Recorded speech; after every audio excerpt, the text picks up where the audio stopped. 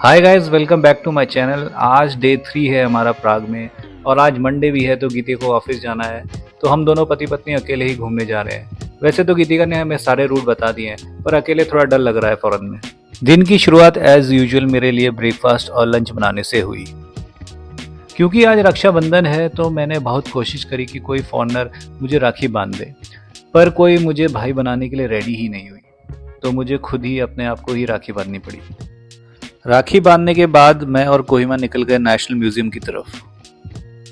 Museum गीतिका के घर से काफी पास था तो हमने कैब के पैसे बचा के वॉक करने का फैसला लिया।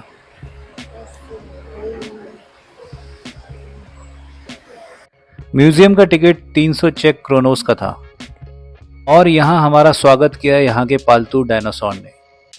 डाइटिंग करने की वजह से ये थोड़ा कमजोर हो गया था। म्यूजियम कुछ ज्यादा ही बड़ा था। म्यूजियम में प्री हिस्टोरिक टाइम के आर्टिफैक्ट्स, नेचुरल हिस्ट्री, चेक की नेशनल हिस्ट्री, म्यूजिक हिस्ट्री और आर्ट कलेक्शन भी है। अगर आप लोगों को हिस्ट्री में थोड़ा सा भी इंटरेस्ट है तो इधर जरूर आए और पूरा दिन लेके आए। यहाँ देखने को बहुत कुछ था।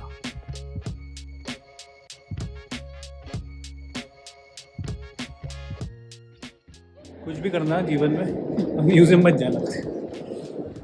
एक तो इतना बड़ा म्यूजियम, एक एक चीज पढ़ने लग गए तो भैया एक दिन में तो नहीं होने वाला। से तो मैं कोई म्यूजियम नहीं जानता। इसके बाद कितने म्यूजियम है हमारे? 5 जगह में म्यूजियम है हमारे। 5 जगह नहीं, 5 म्यूजियम है। कहाँ पे? सच बताऊं तो मेरा हिस्ट्री का थोड़ा ज्ञान कम है तो मैं तो बहुत बोर हुआ म्यूजियम में। फिर थोड़ी बहुत पिक खिंचा के हम निकल गए अपनी नेक्स्ट लोकेशन पे। चलते चलते रास्ते में हमें एक स्ट्रीट फूड मार्केट दिखा तो वहाँ हमने अपना लंच किया। कोहिमा ने खाया पनीनी और मैं बाहर का खाना नहीं खा सकता तो मैंने खाए घर के दाल चावल। लंच करने के बाद हम चल दिए एस्ट्रोनॉमिकल क्लॉक देखने। प्राग के दादा परदादा बोलते हैं कि जिसने भी ये क्लॉक बनाई थी उसको सिटी ऑफिशियल्स ने अंधा कर दिया था so that he couldn't replicate the design elsewhere. हमारे यहाँ तो हाथ काट देते थे। अब ये सब हाथ पैर काटना मना हो गया है तो अब company non disclosure agreement sign कराती है। एस्ट्रोनॉमिकल क्लॉक पे एवरी आवर एक शो होता है छोटा सा। उसमें 2 विंडो खुलती है और 12 अपोस्टल्स मूव करते हैं लेफ्ट टू राइट। अपोस्टल्स माने? अपोस्टल मतलब होता है कुछ, गूगल कर लेना। मतलब तुम्हें भी नहीं पता? इस शो के बीच में बेल रिंग होती रहती है। इसको लोग मौत की घंटी भी बोलते हैं। ये इंडिकेट करता है कि समय खत्म हो रहा है, जी लो अपनी जिंदगी। इसके बाद हम चल दिए ओल्ड टाउन स्क्वायर में चिल मारने, जो कि क्लॉक के पास ही है। ये one of the oldest town है, करीब 1000 साल पुराना। यहाँ चारों तरफ सिर्फ 2 ही चीजें दिख रही थी, कैफे और कैफे में बियर पीते लोग।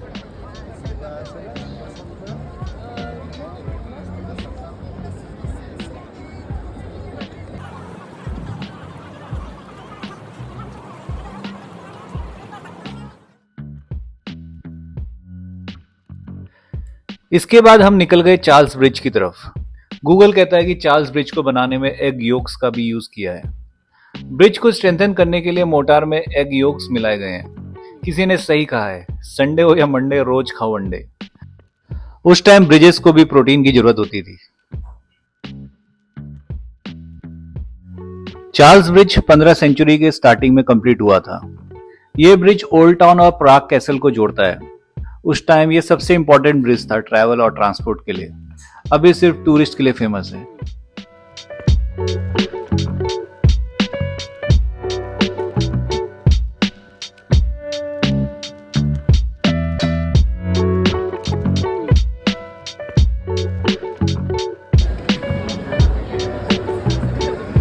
क्या ज्ञान दे रहे थे अभी? ये रोड्स यहाँ पे ऐसी होती है तो इसमें जब पानी भरता है, बारिश होती है तो अंदर से भरता नहीं है। इसके बाद हम चल दिए ओपेरा शो में। हमारा फर्स्ट एक्सपीरियंस था एंड आई मस्ट से आपको भी एक बार एक्सपीरियंस करना चाहिए। शो इतना रिफ्रेशिंग था कि पूछो मत। मस्त 2 पावर नैप लिए मैंने। कोहिमा समझने की कोशिश कर रही थी कॉन्सर्ट, पर मैंने तो पहले ही हार मान ली थी। कॉन्सर्ट देखने? किसका? ए.आर. रहमान? नहीं, फिर बैले डांस।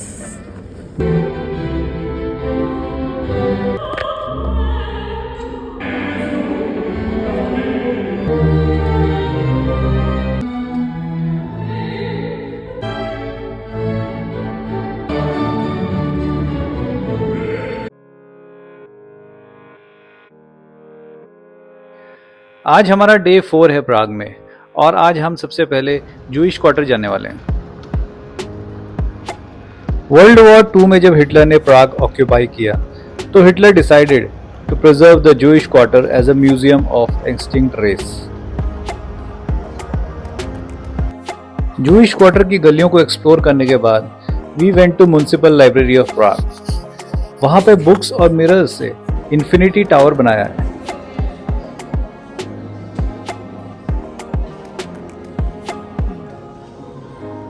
भाई लोगों, आपकी तरह मेरा भी बहुत मन हुआ कि टावर गिरा दूं, पर गिराने के बाद जो मार पड़ती है उस वजह से मैं रुक गया।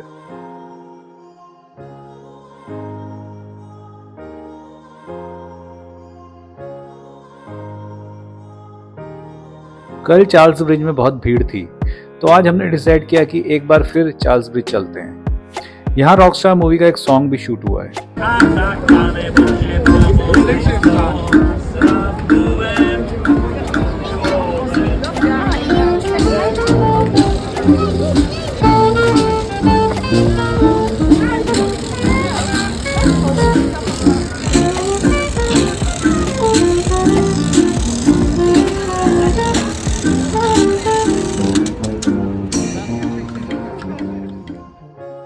यहाँ ब्रिज में कुछ 30 स्टैचू हैं सेंट के, जो कि 17वीं सेंचुरी में इंस्टॉल किए गए थे। पर अभी ज्यादातर स्टैचूज रेप्लिकाज हैं और ओरिजिनल्स नेशनल म्यूजियम में है। यहाँ एक मिथ भी है कि if you touch the statue of saint then you will get a good luck and you will definitely return to Prague in future. तो भाई लोगों, अगर वापस आना है प्राग तो सेंट का स्टैचू छू लेना। क्या दिख रहा है रवि तुम्हें? हैं? रवि देखो, तुम्हारा भाई दिखाऊं?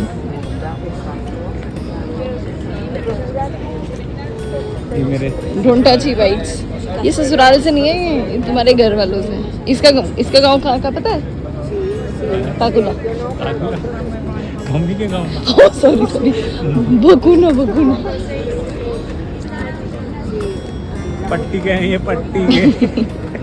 ये देखो, आप देख सकते हो 250 movies in a single painting. और ये देखो पट्टी वाले लोग आ रखे हैं मूवी देखने। 250 मूवी एक साथ देखेंगे। और अब बनिया। इसके बाद हम चलते चलते पहुंच गए ब्रिज पार लेनिन वॉल देखने। 1980 में जब चेक was under communist rule, then this wall serve as resistance to operation. भाइयों, एक बात लिख लो, अगर यूरोप जाना है घूमने तो सोच के जाना कि रोज के 10-12 किलोमीटर चलना पड़ेगा, तो उसी हिसाब से शूज लेके जाना। आज हम पूरे 17 किलोमीटर चले हैं। चलते चलते हमें दिखी dancing house of Prague. It resembles with famous dancing couple of Hollywood. इतनी परफेक्ट टैनिंग कहाँ से करके आए हो? Tanning centre. फिर हमारी नेक्स्ट साइड थी काफ्का रोटेटिंग हेड। ये स्कल्पचर 42 स्टेनलेस स्टील पैनल से बना है, जो कंटिन्यूसली रोटेट होता है और एवरी 1 आवर में it resembles with the face of Prague famous writer Franz Kafka.